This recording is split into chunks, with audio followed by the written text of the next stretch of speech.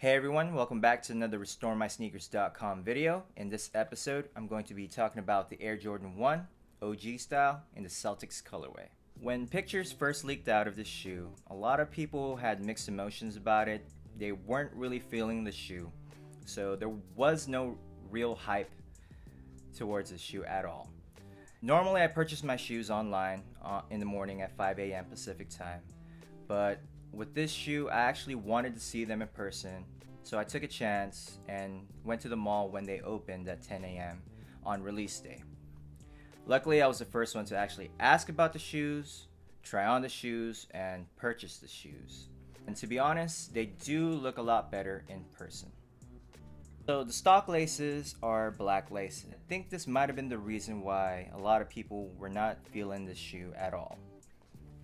So I automatically switched to the gold laces, and in my honest opinion, it makes the shoe look a lot better. One of the main details that I do want to point out are these rectangular patterns that's on the green leather, and that's based on the floor that the Boston Celtics play on at home. On the Celtics colorway, it uses a nylon tongue, and I'm scratching it to point out that that's the sound that nylon usually makes. The Knicks, which uses more of a cloth type tongue. For reference, the 1994 retro, which uses a nylon tongue. Also, the tongue that's on the 94 is a lot softer compared to the tongue that's on the Celtics, which is a little more stiff. As I pointed out in the last video with the Royal Ones, it uses this different type of pattern for the inner lining, which they also used on the Knicks. However, with the Boston Celtics colorway, it went back to a traditional type of lining pattern. One of the other things that I've noticed with the shoe is the thickness of the leather on the toe rand.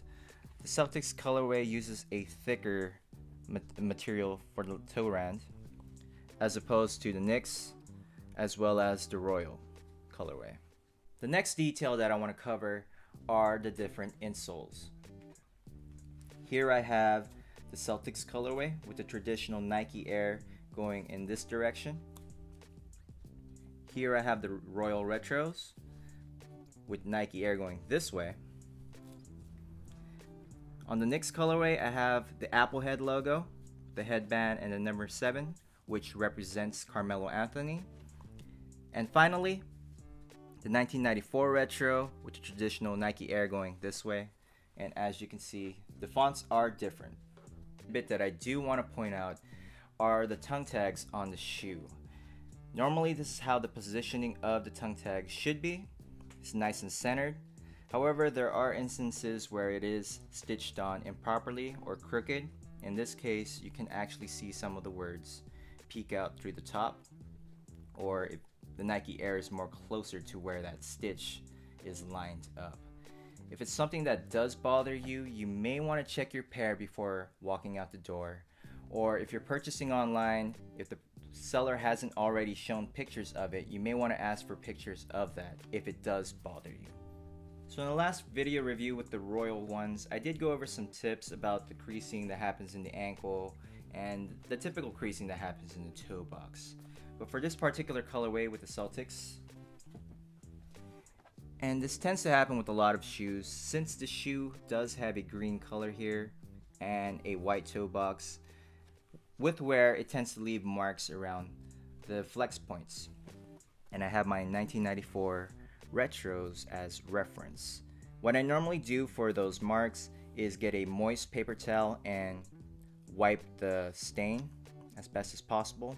If that still doesn't work, I tend to use a Mr. Clean Magic Eraser to try and remove that mark. Whenever I get a chance to purchase a shoe in store, I always check for balance. And I know Nightwing 2303 also does that as well. From my personal experience, since I've had shoes that were kind of crooked or imbalanced, they tend to wear out faster on the soles. So that does it for the Air Jordan 1 Retro and the Celtics colorway. Hope you guys enjoyed this video, and be sure to stay tuned for our next episode. I'm going to tear down the Air Jordan 11. But to spare you all the agony, we've already done that. guess we'll do the other. We'll just keep rolling because if anyone's wondering, power went out in the whole block and we're using iPads and a flashlight to finish this video. All right, take 6 detailing the take 6 detailing the tongues. Take 7. Take 8 detailing the tongues on these shoes.